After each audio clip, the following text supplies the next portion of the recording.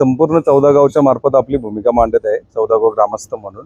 गणेश नाईक साहेबांनी जे वक्तव्य केलेले आहे ते अत्यंत चुकीचे आणि बालिशपणाचे वक्तव्य आहे। आजपर्यंत गणेश नाईक साहेबांचा इतिहास बघता नवी मुंबईमध्ये त्यांनी काय दिवे लावलेत हे संपूर्ण नवी मुंबईकरांना माहीत आहे। जनता दरबार भरून जननायक बनण्यापेक्षा त्यांनी लोकांच्या विकासाला साथ द्यावी अशी आमची माफत अपेक्षा त्यांच्याकडनं आहे। परंतु ज्या पद्धतीने ते नवी मुंबईमध्ये राजकारण करत आहेत, शिंदे साहेबांच्या बद्दल जे बोलत आहेत ते अत्यंत चुकीचे बोलत आहेत। शिंदे साहेबांनी आमच्या समाजाचे नेते नसताना सुद्धा पण जे केलेले आहे ते खूप मोठं काम केलेलं आहे। आमच्या 14 गावांना नवी मुंबई महानगरपालिकेत काढण्याचा जो GR आहे तो त्यांनी मंजूर केलेला आहे। आता 8 दिवसापूर्वी जी बैठक झाली सह्याद्री अतिथीगृहावर, तिथे सुद्धा त्यांनी MMRDच्या माध्यमातून 70 कोटी वर्ग करण्याचे आदेश दिलेले आहेत।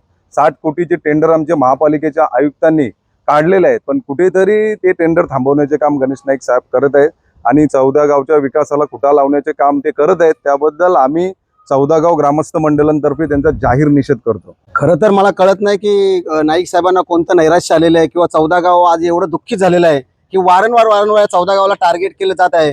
आणि का कुणास ठाऊक त्यांच्या मनामध्ये काय असं आहे की 14 गाव आपला समाज असून सुद्धा समाजाला बेकडी लात मारून ते मागे ढकलत आहेत।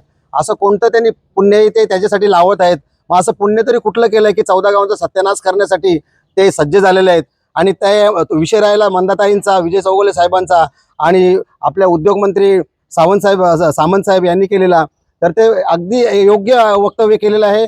आम्हाला खरं तर त्यांच्या समोर बोलण्याची आवश्यकता पण नाही, पण असं एवढ्या मोठ्या नेत्याबद्दल वक्तव्य करणं, नालायकपणाचे वगैरे त्यांना उपमा देणं हे चुकीचं आहे। त्यांनी नालायक नाही, ते कर्तृत्वाने मोठे झालेले आहे। तुम्ही तुमचं कर्तव्य दाखवा आणि सज्ज व्हा। त्यांना खरं तर आता भीती झालेली आहे की या नवी मुंबईची सत्ता ही 100% ही एकनाथ शिंदे साहेब आणि महायुतीच्या वतीने घेतील, ही कदाचित त्यांना कुठेतरी भीती असेल। आणि या 14 गावात कदाचित कुठेतरी एक भीती निर्माण करण्याचा प्रयत्न असेल की कोणी उभा राहिल्यानंतर BJPचा एखादा कॅन्डिडेट उभा करून आणि आपण आपला कॅन्डिडेट उभा ठेवायचा, अशी काहीतरी राजनीती त्यांच्या डोक्यात असेल, म्हणून काहीतरी आपलं ते बदलतात।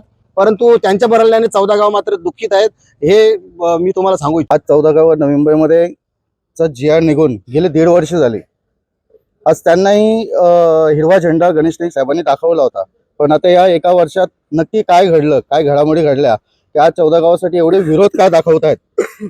आज एवढे ते भंगार माफिया वगैरे त्यांना सुद्धा माहिती असून आम्ही जेव्हा जायचो तेव्हा प्रत्येक वेळेला त्यांनी होकार दिलेला आहे।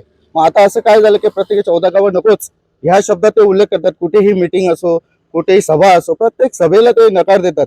म्हणजे कुठे ते 14 गावचा विकास खुंटीत घालावं ह्याच पायी त्यांचा द्वेष दिसतोय। द्वेष पण का, कोणासाठी?